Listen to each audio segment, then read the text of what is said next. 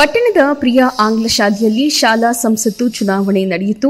ಸುಮಾರು 900 ವಿದ್ಯಾರ್ಥಿಗಳು ಮತದಾನವನ್ನ ಮಾಡಿದ್ದು 147 ವಿದ್ಯಾರ್ಥಿಗಳು ಸ್ಪರ್ಧಿಸಿದ್ದು, ಅದರಲ್ಲಿ ಒಟ್ಟು 44 ವಿದ್ಯಾರ್ಥಿಗಳು ಚುನಾಯಿತರಾಗುತ್ತಾರೆ. ಒಂದು ವಾರದಿಂದಲೂ ಸಹ ಚುನಾವಣೆಯ ನಾಮಪತ್ರ ಸಲ್ಲಿಕೆ, ನಾಮಪತ್ರ ಹಿಂಪಡೆಯುವಿಕೆ, ಪ್ರಚಾರ, ಮತದಾನ, ಮತ ಎಣಿಕೆ, ಗೆದ್ದಂತಹ ಅಭ್ಯರ್ಥಿಗಳಿಗೆ ಪ್ರಮಾಣ ವಚನ, ಹೀಗೆ ಪ್ರತಿಯೊಂದು ಕೂಡ ಸಂವಿಧಾನದಲ್ಲಿ ಹಾಗೂ ಪ್ರಜಾಪ್ರಭುತ್ವದಲ್ಲಿ ಯಾವೆಲ್ಲ ರೀತಿಯಲ್ಲಿ ಚುನಾವಣಾ ಆಯೋಗ ಚುನಾವಣೆಗಳನ್ನು ನಡೆಸುತ್ತದೋ ಅದೇ ರೀತಿಯಲ್ಲಿ ಶಾಲಾ ಸಂಸತ್ ಚುನಾವಣೆಯನ್ನು ನಡೆಸುವ ಮೂಲಕ ವಿದ್ಯಾರ್ಥಿಗಳಿಗೆ ಚುನಾವಣೆಯ ಮಹತ್ವವನ್ನು ತಿಳಿಸಲಾಯಿತು. ಇದೇ ಸಂದರ್ಭದಲ್ಲಿ ಚುನಾವಣಾ ಅಧಿಕಾರಿಯಾಗಿ ದಯಾನಂದ್, ವಿವೇಕ್, ಜಲಜಾ, ಶಿವಕುಮಾರ್ ಚುನಾವಣೆಯನ್ನ ನಡೆಸಿಕೊಟ್ಟರು.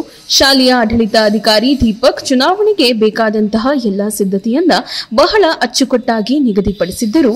ಚುನಾವಣೆಯಲ್ಲಿ ಎಲ್ಲ ವಿದ್ಯಾರ್ಥಿಗಳು, ಶಿಕ್ಷಕರು ಭಾಗಿಯಾದರು.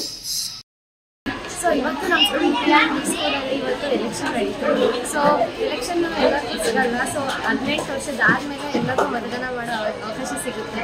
ಬಟ್ ನಮ್ಮ ಸ್ಕೂಲಲ್ಲಿ ಆ ಆಪರ್ಚುನಿಟಿ ಮಾಡಿಕೊಟ್ಟಿದ್ದಕ್ಕೆ ಸೊ ನಮಗೆ ಎಲೆಕ್ಷನ್ ಹೇಗೆ ಮಾಡಬೇಕು, ಅದ್ರ ಪ್ರಾಸೆಸ್ ಹೇಗಿರುತ್ತೆ ಅಂತೆಲ್ಲ ಟೀಚರ್ಸ್ ನಿಂತ್ಕೊಂಡು ಗೈಡ್ ಮಾಡಿದ್ದಾರೆ.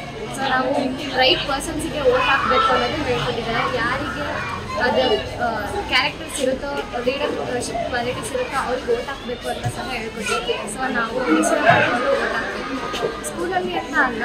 ಸೊ ಈ ಗೌರ್ಮೆಂಟಲ್ಲಾದರೂ ಆಯಿತು, ಇಲ್ಲೇ ಎಲೆಕ್ಷನ್ ನಡಿಬೇಕಾದ್ರೂ ನಾವು ಯೋಚನೆ ಮಾಡಿ ಮತದಾನ ಹಾಕಬೇಕು.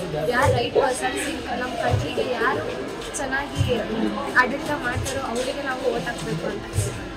ನಾನು ಇವತ್ತು ಮತದಾನ ಮಾಡಿದ್ದೇನೆ. ನನಗೆ ಬಹಳ ಸಂತೋಷವಾಗುತ್ತಿದೆ. ನಾನು ಸ್ಕೂಲ್ ಕ್ಯಾಪ್ಟನಿಗೆ ನಿಂತ್ಕೊಂಡ ಇದ್ದೀನಿ. 1000+ ವೋಟರ್ಸ್ ಇದ್ದಾರೆ. ನಾನು ಗೆಲ್ತೀನಂತ ನನ್ನ ಮೇಲೆ ನನಗೆ ನಂಬಿಕೆ ಇದೆ.